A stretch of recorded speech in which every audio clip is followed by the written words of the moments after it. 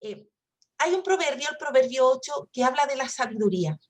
Y eso también ha generado muchas interpretaciones. Yo les voy a leer esta nota a pie de página de una Biblia que dice que esta sabiduría no se presenta como algo, sino como alguien, no como concepto, sino como persona. El trazo bíblico exhibe con claridad que esa persona, el árbol de la vida, no es otra que el Señor Jesucristo. O sea, estas interpretaciones muchas veces llevan a que la gente diga no. Entonces, Proverbios 8 es Jesucristo. Vale.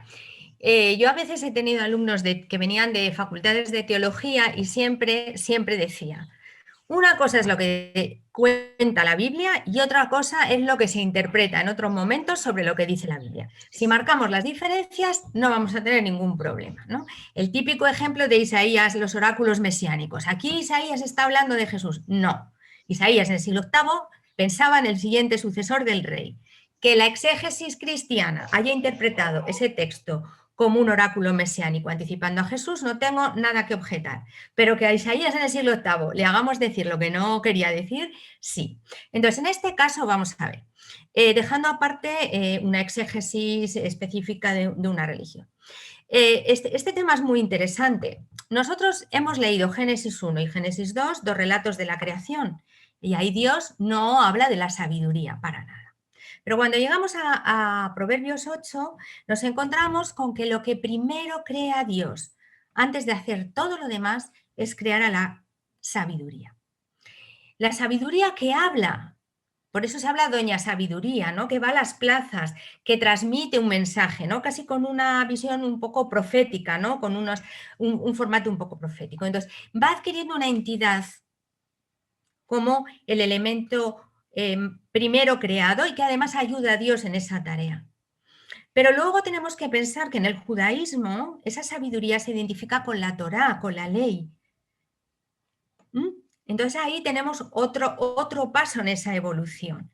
De tal manera que no podemos pensar, la Biblia cuenta la creación en Génesis y ahora vamos a pasar a otro tema, porque ya estoy en la literatura sapiencial, entonces ya ahora toca otras cosas. No, porque esas tradiciones van avanzando, van adquiriendo nuevos sentidos, van siendo comprendidas de distintas formas. Es como si tuviéramos un pequeño pelotita a la que se le van añadiendo y acabamos con una pelota mucho más grande, ¿no?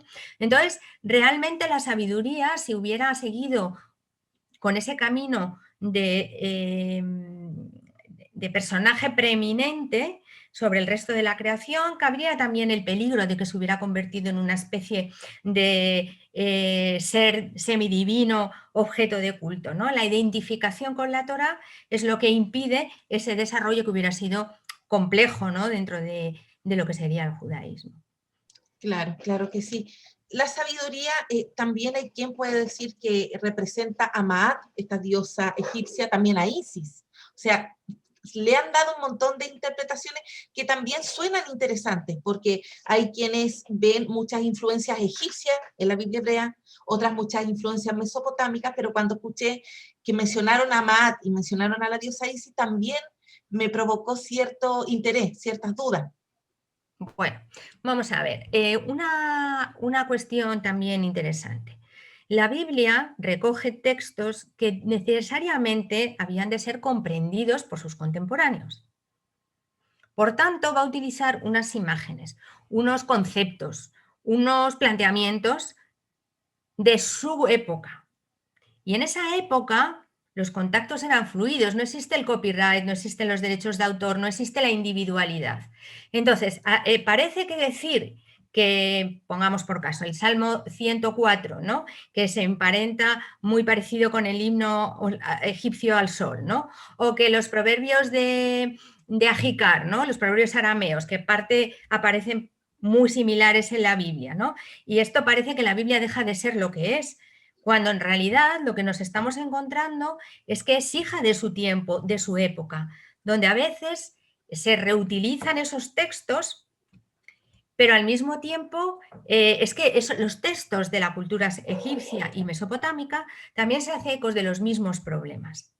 Por ejemplo, En el caso de la situación de Job, ¿no? Job plantea el problema de la injusticia, del origen de la injusticia, de por qué los justos sufren y qué tipo de Dios es ese que permite el sufrimiento del inocente.